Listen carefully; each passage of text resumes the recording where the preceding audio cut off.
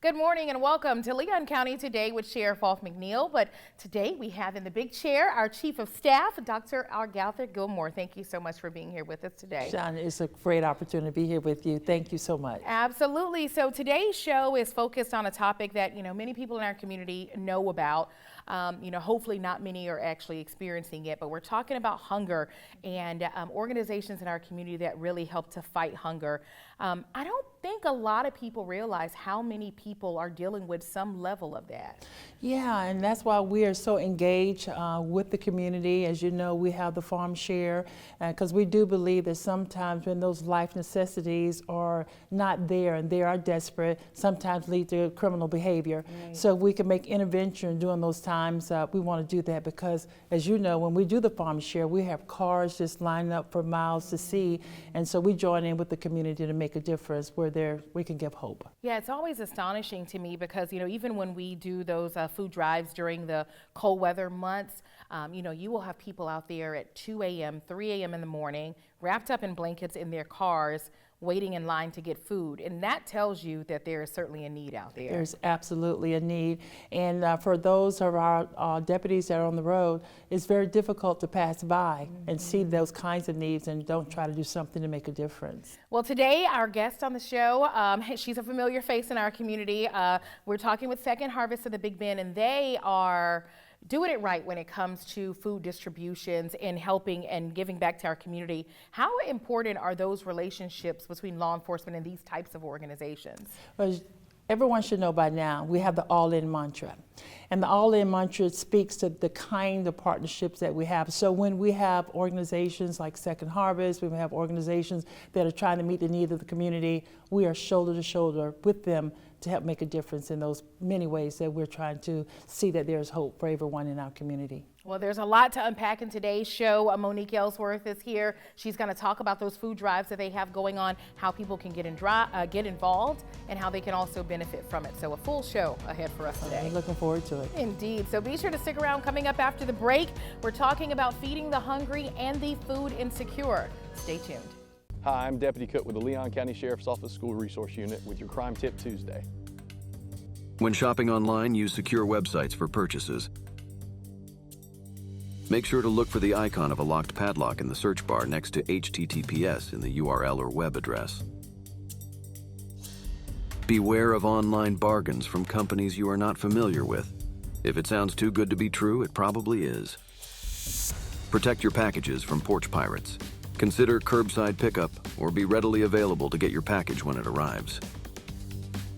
Lastly, be sure to be wary of emails and clicking links inside the email.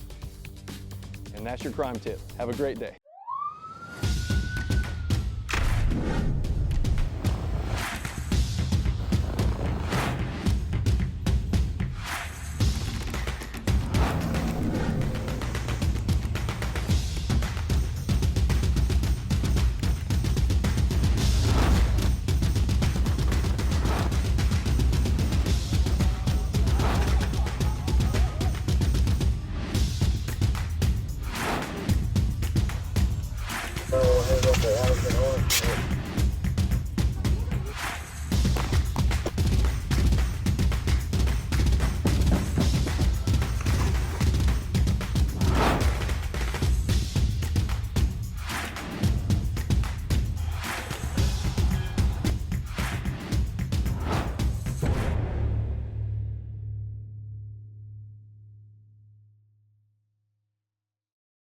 Another teenager, victim to fake pills. That smells like big crime that needs to be stopped. Before buying pills online, think about this.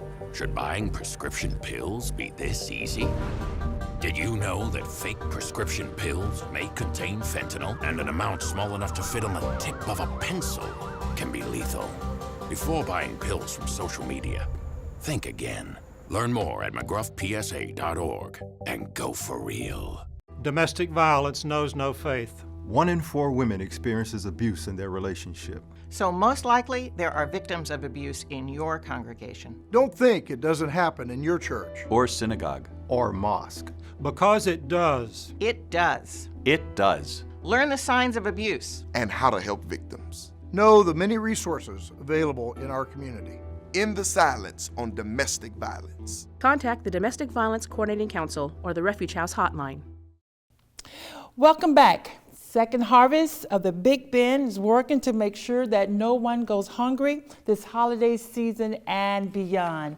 And today, joining me is CEO Monique Ellsworth. Monique, tell us about your career so far and what is going on with Second Harvest. Oh goodness, the holiday season is upon us, and we have had a lot going on the last couple months, getting ready to make sure that there are no families left behind, and as many folks as need our support are able to receive additional food to ensure that their holiday celebrations are just as full and wonderful as it maybe has been in years past in the event that they're facing a financial crunch this time of year. Well, great, and that's exactly what we need in our community. So your mission is to feed the hungry and the food insecure. What is the food insecure? Tell us about that. Sure, yeah. So hungry is something that I feel about 90% of my life. So I'm like constantly hungry. That's a physiological thing. But true food insecurity is about whether or not a family has the economic capacity to purchase enough food and the types of food for them to have a healthy lifestyle and maintain a healthy lifestyle. Wow, that is incredible, and we certainly need to know about that. So let's talk about the need throughout our community.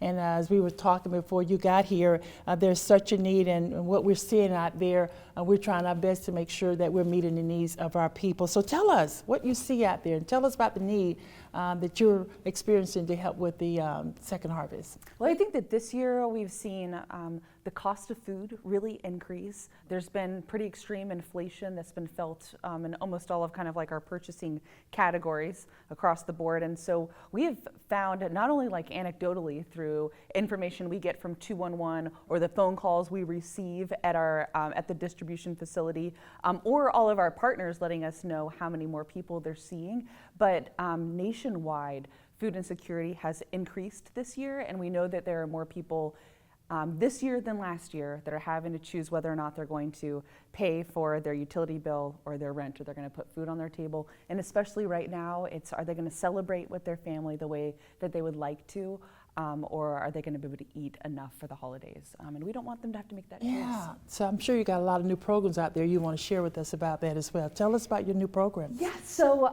we have a lot of tried and true programs that we know work really well, and there's a really special one that we have piloted over the last couple months, and you're gonna see a lot more of it next year. But it's the sentiment that food is medicine, and that at the foundation of our health, it really is, what are we consuming?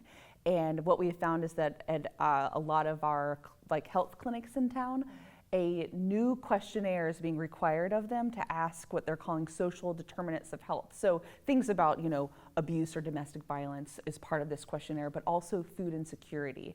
And if a practitioner is asking a patient these questions and have identified that they are food insecure, they're typically like, okay, next question. We're looking to empower those practitioners to truly close a referral loop. So when they find out that a patient they're working with is food insecure, they're like, I'm going to address all your health needs, and before you leave today, we now have a food pantry on site. We'll walk you down the hallway and get you set. And so we have those opened up now at TMH in their transition center, and that all of the neighborhood medical and Bond community health locations. So we're really excited about that. Next year we're going to blow it out of the water, helping to equip practitioners with new tools. Thank you. Thank you so much, Monique. Wow, this is exciting, what we have going on in our community. We certainly appreciate all the efforts that you're doing. Coming up, Second Harvest food drives are in high gear this year. And we want to find out where can you find them and what we can do, so stay tuned. Another teenager, victim to fake pills. That smells like big crime that needs to be stopped. Before buying pills online, think about this. Should buying prescription pills be this easy? Yeah, bro, I'm picking up. Same guy. I bet. Got you 5. Think these pills are tested and safe? Think they're the same ones you get from a doctor? You know they're not. Did you know that fake prescription pills may contain fentanyl? And an amount small enough to fit on the tip of a pencil can be lethal. Listen, before buying pills from social media, think again. Learn more at mcgruffpsa.org and go for real.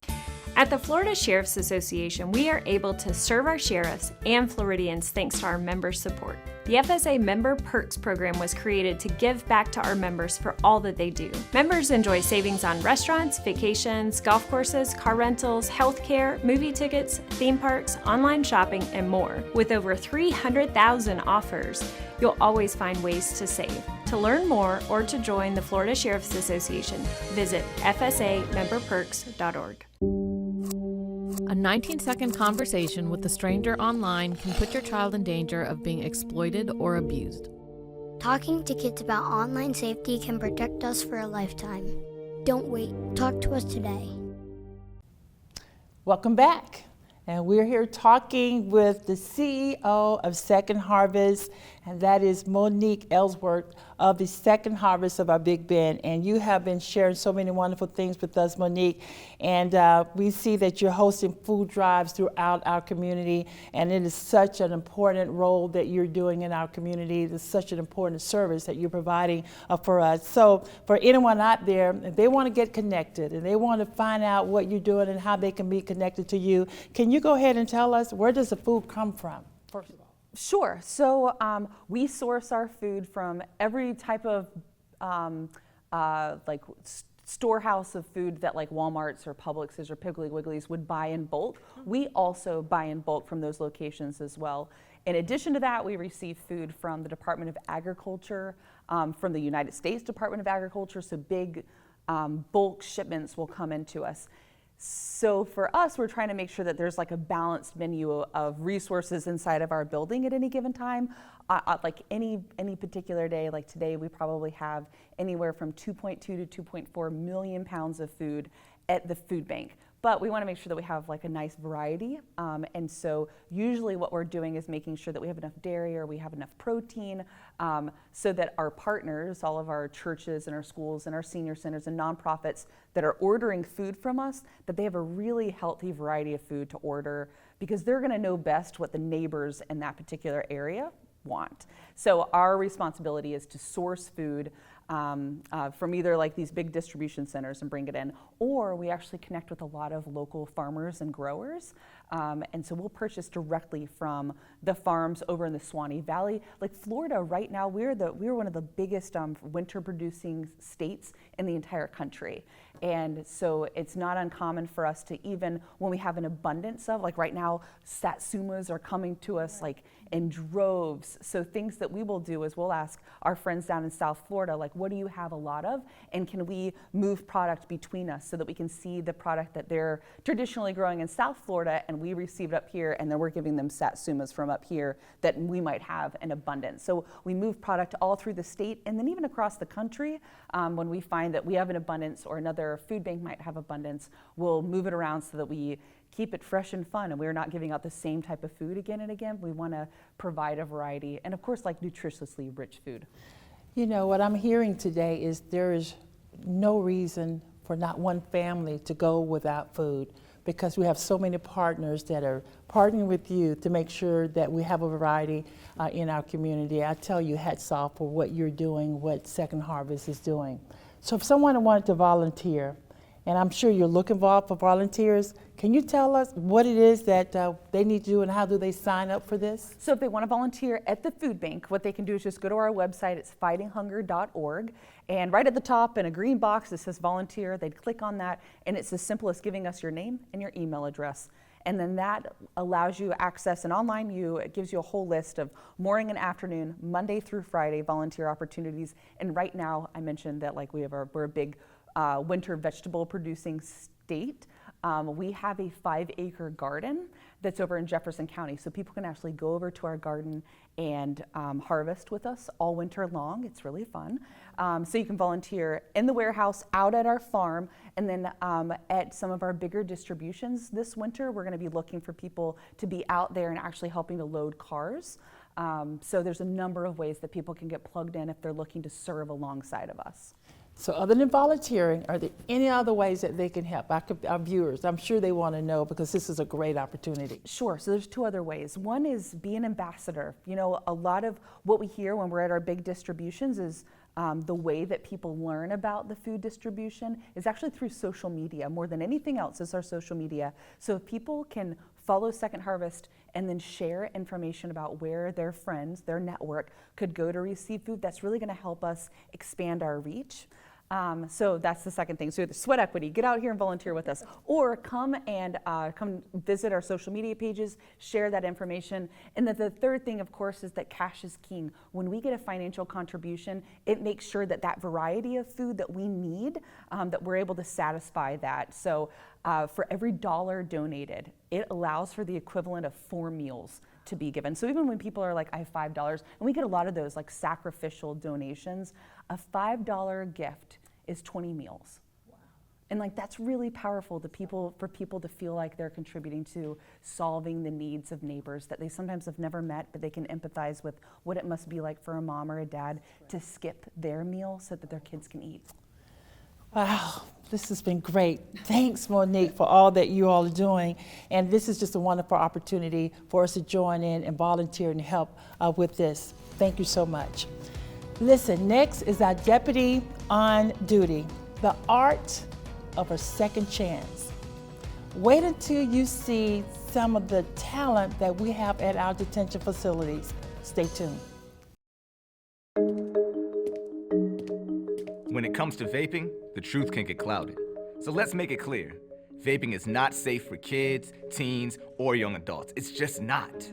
Because vaping can put microscopic particles into your lungs. And dangerous things like metals and volatile organic compounds into your body. And nicotine, the same highly addictive substance found in regular cigarettes. Nicotine can harm a person's brain development through their mid-20s. Affecting learning, memory, attention, and impulse control, and priming the brain for other addictions. Vaping products also come in kid-friendly flavors that can make them appealing to youth. And many kids also use other drugs, like marijuana, in vaping devices. With appealing flavors, high nicotine levels, and lots of promotion on social media, many kids think vaping is harmless, but it's not. So talk to your kids about the risks of vaping, because when you talk, they hear you.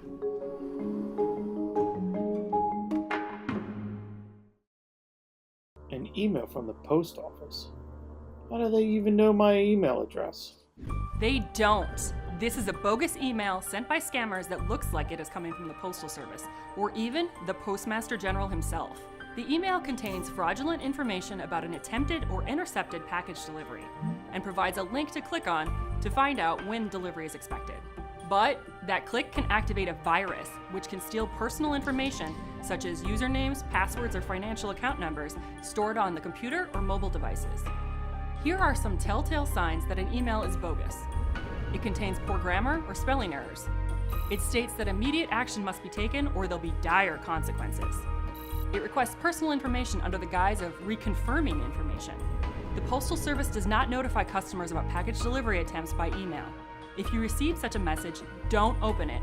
Instead, forward it to spam@uspis.gov and then delete the email.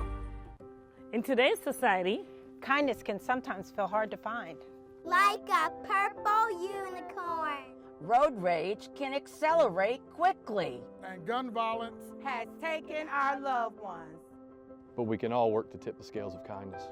Spread kindness. Difunde amabilidad. Spread kindness. So let's go all in and spread kindness.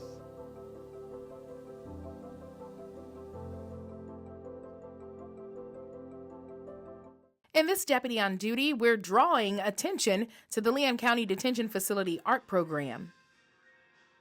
There's a lot of incredible talent here at the facility, really gifted students that I have and that are throughout the facility, and I've seen just about every level, and there's no judging because there's no one any better. Everyone's good. Kim Farrell has served as the art instructor at the Leon County Detention Facility for a decade.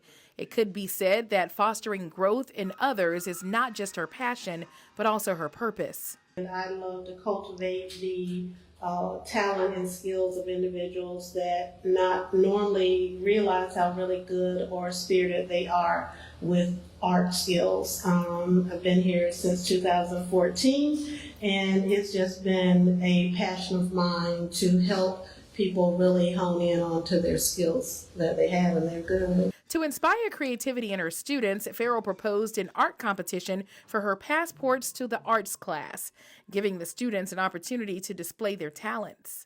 I met with the supervisor of programs and shared that I'd like to do a competition showing throughout the jail with everyone in the jail, male and females, to really spirit them to want to come to class. That's really what it's about for me. The participants received 2 sheets of 11 by 14 paper, a golf-sized pencil, an eraser, and a 2-week time frame to bring their artistic visions to life, each conveying a powerful message. I did a picture of 3 children to commemorate the children of less fortunate children, the children in need of help, the desperation of refugees, children just of less fortunate children, basically. And I just did it to glorify their struggle and just to put that image out there to let people know that the children are at the forefront and in the future of our next generation. Some participants in the art program discovered how to draw in this very class, while others have been honing their skills for decades. I've been drawing for about 30 years, and I was just gifted with it. Yeah. Nobody taught me anything. I just know how to draw.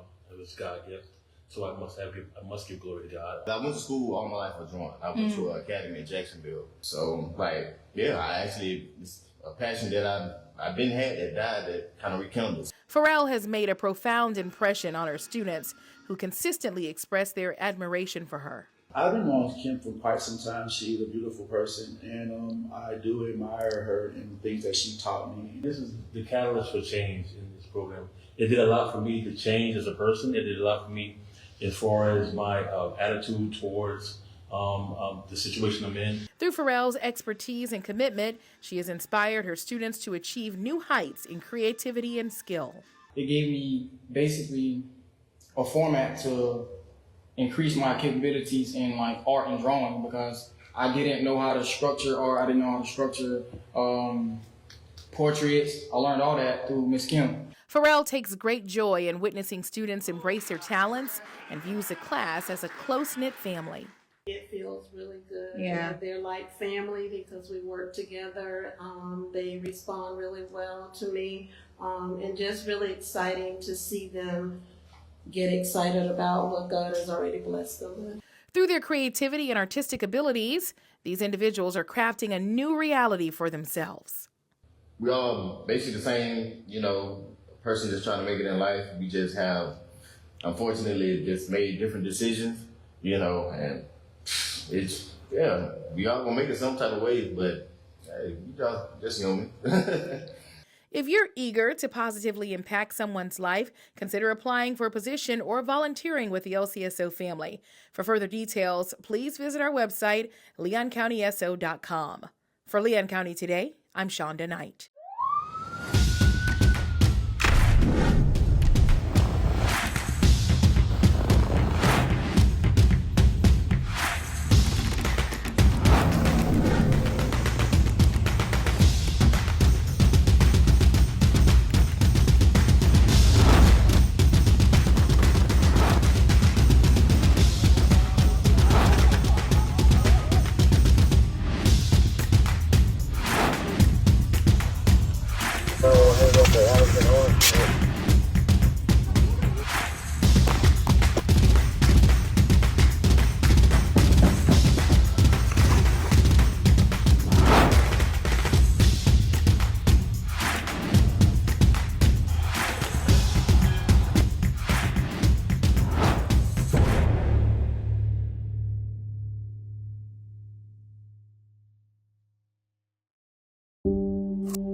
A 19-second conversation with a stranger online can put your child in danger of being exploited or abused. Talking to kids about online safety can protect us for a lifetime. Don't wait. Talk to us today. Download the Leon County Sheriff's Office mobile app right now. Our mobile app makes it easier than ever to report a crime and get important safety alerts. You can also see who's been booked at the Leon County Detention Facility, and follow reported crimes in your neighborhood, all in one convenient location in the palm of your hands. Download LCSO Connect right now. It's free in the Apple App Store and Google Play by searching LCSO Connect.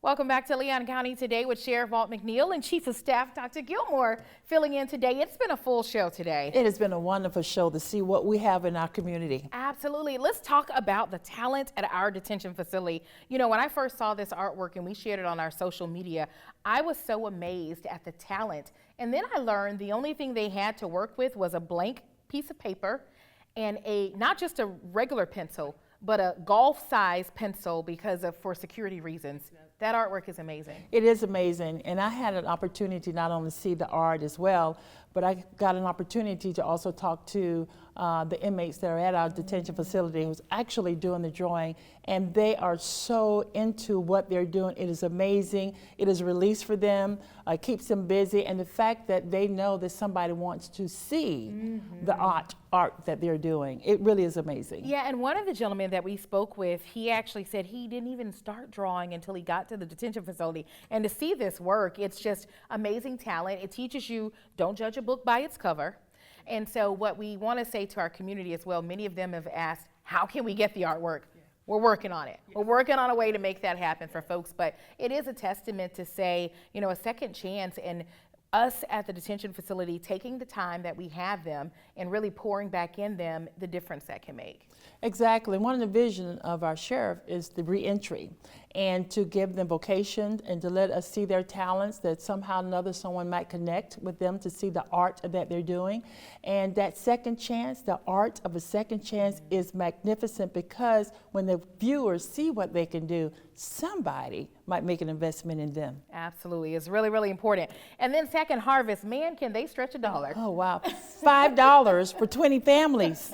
That's amazing. It is. Good work that they're doing, and we love partnering with organizations like Second Harvest in our community. In 2025, we're going to be doing a lot of that. Yeah, a lot. We're looking forward to a great year, a year of balance. It is. Thank you so much for being with us today. Thank you, Shonda. All right, stay tuned, everybody. We'll be back here next Tuesday. Have a great week.